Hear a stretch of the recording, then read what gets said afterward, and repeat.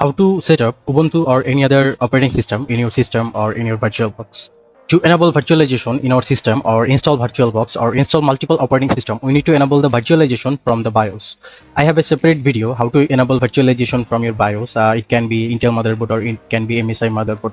For MSI motherboard, you just need to enable the SBM mode, and for Intel motherboard or Intel processor, you just need to enable directly virtualization from your BIOS.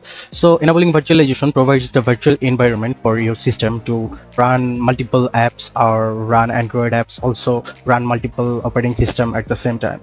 After enabling the virtualization, the second step is to download the VirtualBox.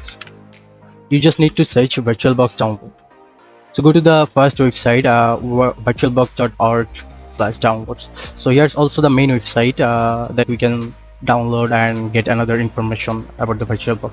So here's the different platforms package. So we have Windows operating system. If you have Mac operating system, you can download this file.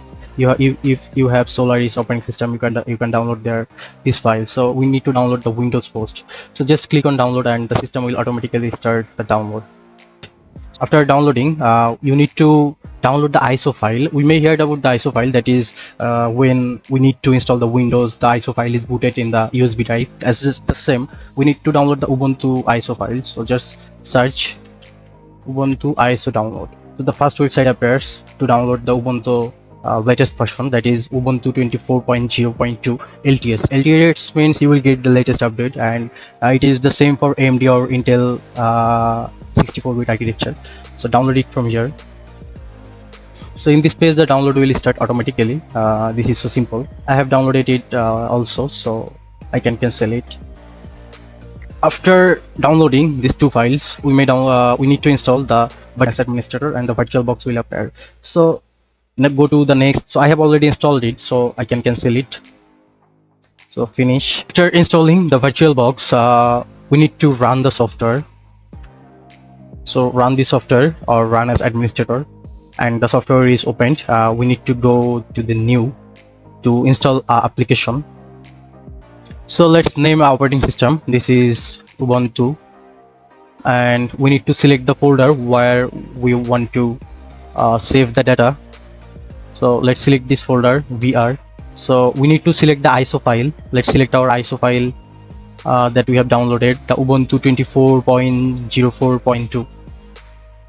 So you can see the type is Linux, that is already selected, and the subtype Ubuntu, and the Ubuntu 64-bit version. So let's give a username, that is Delwar, and the password. Repeat your password, and we need to select the space that we gonna provide for our Ubuntu or the VirtualBox. So as I have 8 GB of RAM, we can share about 4 GB, and I have 12 threads in my processor, so I might share 6 of them. So click finish. Our VirtualBox setup is done. We just need to powering the VM, and after installing, it will automatically powering the VM, or we can manually run from here. So our system is opening for the first time. It will install automatically.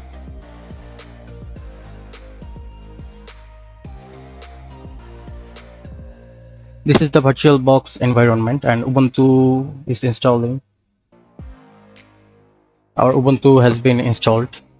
So we just need to change the display setting to make full screen. We can also access the terminal from here.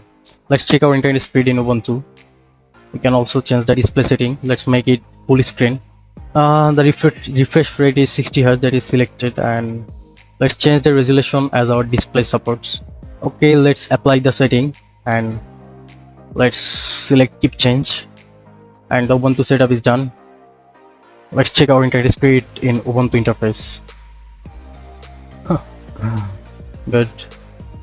So we're using the latest version of Ubuntu. Let's check it from here. We need to go to the setting, and after this go to the system and go to about section. It will show the device name Ubuntu operating system Ubuntu 24.04.2 LTS, and I have shared the 6 threads from my processor, and the memory is 3.8 gigabits, and the disk capacity that I have shared only 26.8 GB, and also the other operating system Ubuntu 64-bit, and the Windows system, and the virtualization that is provides the Oracle, and also the kernel version. and let's see the date in the terminal.